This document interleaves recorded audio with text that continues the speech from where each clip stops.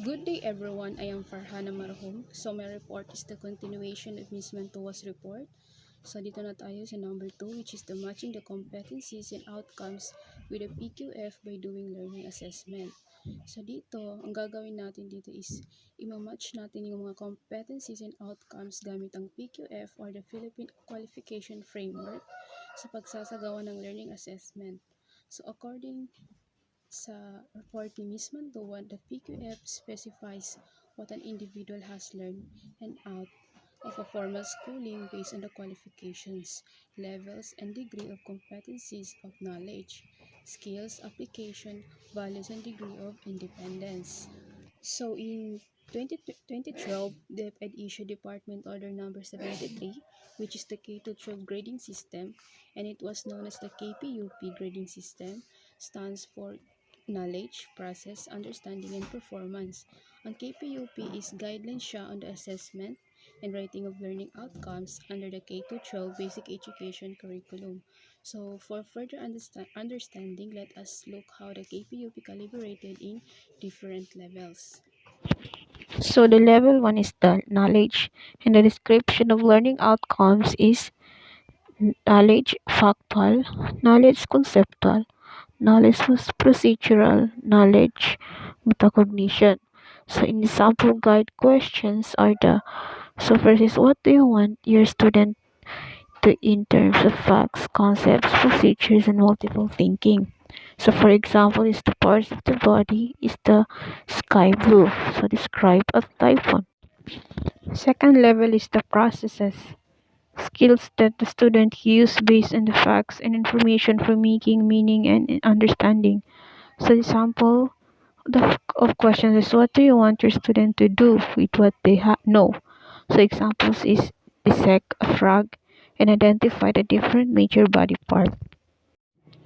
Third level is the understanding, making meaning to big ideas and concepts. So the sample guide question is what do you want your students to understand? So example is how the elements of weather interact to produce a climate change. So the fourth level is the product or performance. Products or materials or performance or, or oral, visual, written, or project are evidence of learning. The sample guide question is does your portfolio displays evidence to show learning outcomes achieved? So the second is can you create a cone act play to show the principles of dramatization? Assessment tools for each level of learning outcomes. So recently, di ba, is our system of education was changed at ito na ang K-12 program na kung saan is nagkaroon tayo ng senior high school at hindi makakapag-proceed ng grade 1 ng isang bata if hindi siya nakadaan sa kindergarten or preschool. But part of this reform is the development of a system of assessing students' learning. Ang DepEd was developed a set of skills that needs to be assessed in the classroom. At isa na rito ang KPP or the Knowledge, Process, and Understanding Learning Outcomes. Sa pamamagitan nito is the children or the students develop their necessary skills that the student use based on facts and information for making meaning and understanding. We have here types of tests to measure knowledge, process, and understanding. So first is the objective tests that require only one correct answer. So we have examples. So examples nito is the multiple choice, true or false, matching, and completion. So this is a type of assessment instrument consisting of a set of items or questions that have specific correct answer. So katulad nga in multiple choice, syempre in multiple choice test items, kailangan mo lang pipiliin kung ano yung correct answer. The second type of test to measure the knowledge, process, and understanding is the pencil and paper test. So this type of test naman is the student requires to use pencil and paper during the assessment. So the student provide a written response to our written items. So typically, paper pencil assessment include questions to answer, topics to address through paragraph, responses, problem to solve, and etc. The third type of test to measure the knowledge, process, and understanding is the simple recall type. So, ang type ng assessment naman na ito is the student response must be recalled from the past lectures or lesson that discussed by his or her teacher. So, the typical response to the simple recall item is short, preferably a single word or phrase. And according dito, this is the most common tool to measure knowledge. Ang example ng simple recall test is the fill in the blank, enumeration, and identification. And the fourth one is the alternative response test. So this is a type of test with two constant alternative options for all the items in the test. So it is either given in a form of true or false or yes, no type. So it is made up of items and bawat isa has only two possible responses. Katulad nga ng sabi ko, it is either true or false or yes or no type. Fifth is the multiple choice test. So multiple choice test items can be written to assess various level of learning outcomes from basic recall to application, analysis, and evaluation. So multiple choice is alam natin ito. It is usually na ginagamit sa mga assessment or in different assessment. So it can be an effective and efficient way to assess learning outcomes. According din dito is the multiple choice is identified as the most versatile type of test because it can measure a variety of learning outcomes. So the multiple choice has two types. It is the correct answer type and best answer type. So, correct answer type this is the type of multiple choice test na ang mga choices isa lang talaga ang correct answer niya. Dapat alam mo talaga yung tamang sagot dun sa question na yun. So, but can be constructed in either direct questions or completion of the sentence. And we have examples here. By the way, ang direct question are informal questions that end with the questions. Kadalasan natin ito ginagamit natin ito kapag nagtatanong tayo sa mga family natin, friends, or people are closer to us. And while the completion of the sentence or incomplete sentence is a little more formal and polite. So we use them when talking to a person na hindi natin nakakilala or in professional situations. And hindi siya nag-end in question mark like for examples here. So the second type of multiple choice is the best answer type. So this is a type of multiple choice test naman na ang lahat ng mga alternatives o yung mga pagpipilian mo is correct but pipiliin mo lang yung the best answer. Kaya dapat maging maingat sa pag-choose ng answer kasi ang hinahanap natin dito is yung the best answer talaga. Kasi tama naman lahat yung nasa choices. And this type of test is katulad din siya sa correct answer type na constructed siya neither direct questions or incomplete sentence. And we have the examples here. The sixth type of test to measure the knowledge, process, and understanding is the matching type test.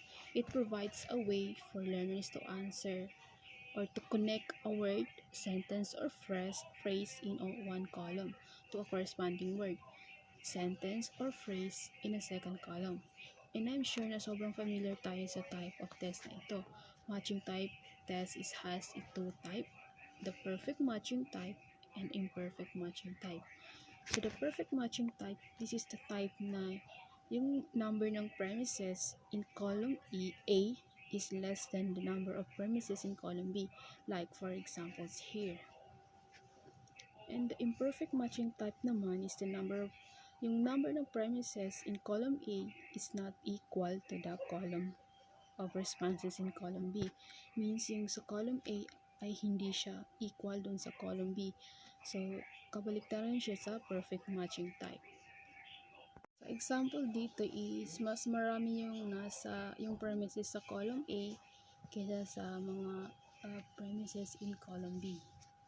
Type of test to measure the knowledge, process, and understanding is the subjective test. So subjective tests are tests where students are asked to give an argument about prompt and support with evidence. These tests are often looking for explanations, applications, and demonstration of ideas. So this type of test requires students to write an original answer. So the number 8 is essay test item. So allow student freedom of response. These items are ideally suited for testing students' broad knowledge in higher level of learning. And it has two type: the restricted response item and extended response item. So the restricted response item, this is like an expanded form of answer type objective test. So this poses a specific problem for which the student must recall proper information, organize it in a suitable manner, derive a defensible conclusion, and express it with the limits of the posed problem. So on extended response items, it is an open-ended question that begins with some type of prompt. This question allows students to write a response that arrive at a conclusion based on their specific knowledge of the topic. It allows a student to face to select and factual information that can help them to organize their responses. So let's proceed to the assessment tools measure authentic learning performance and product.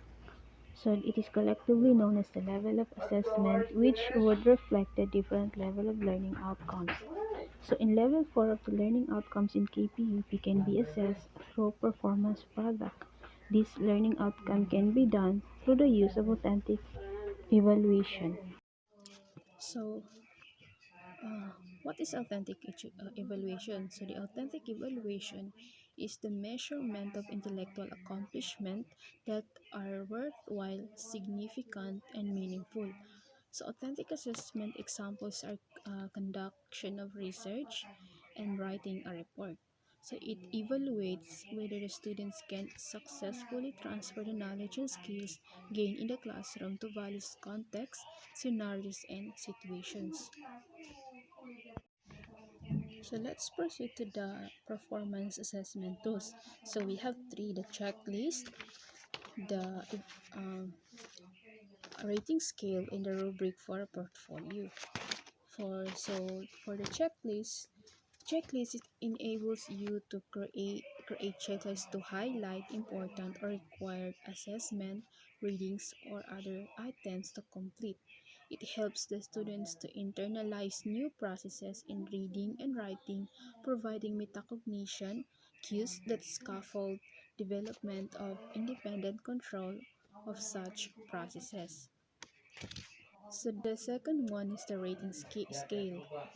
So the rating scale incorporate qualities to the elements in the process or product which can be numeric or descriptive.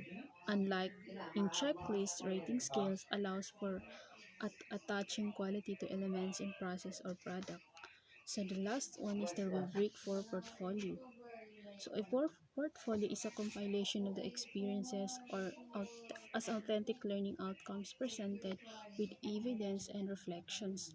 So to assess the total learning experience as presented in a holistic package, an assessment tool called a rubric is utilized. So we have the examples here, the rubric for portfolio. So ito yung rubric for us evaluating a portfolio.